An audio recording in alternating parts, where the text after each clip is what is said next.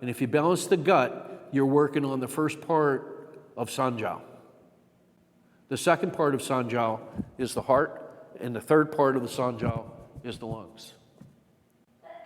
And that's why when you balance San Jiao, you also try to balance your heart, right?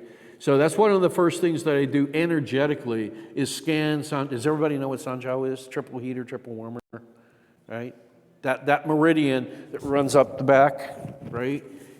That meridian needs to be scanned.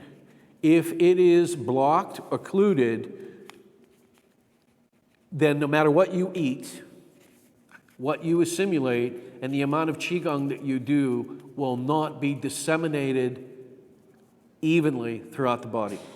Why? Because what San Jiao basically does in a nutshell, it is a transformative agent.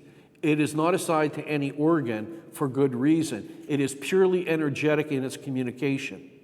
And by its very nature, it transforms everything in the body, including transforming phlegm, transforming heat, transforming cold, transforming tumors. If your San Jiao is not healthy, then you cannot change. What is San Jiao paired with? Pericardium, the heart protector, right? So energetically, if there's not communication between San Jiao and pericardium, no matter what you do heart-wise, it's not going to work. That is think of your pericardium as your environment, right? That is your environment. And it's paired with something that is going to transform anything before it goes into the heart. That's its job.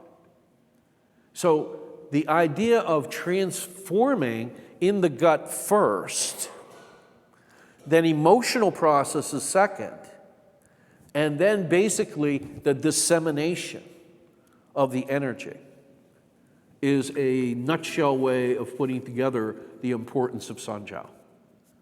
So if you have an acupuncturist, if you go to a medical Qigong practitioner, have them check your San Jiao, make sure that it's clear. San Jiao is really easy to clear. It's not as difficult to say like a liver, but it still needs to be cleared. And you do that before you go down any journey of, how do we say, applied self-care, okay? And that's one of the first things that I check is a person's San Jiao. Because even if I do a medical Qigong on them, how they're going to take the projected Qi and transform it into something usable is dependent on San Jiao.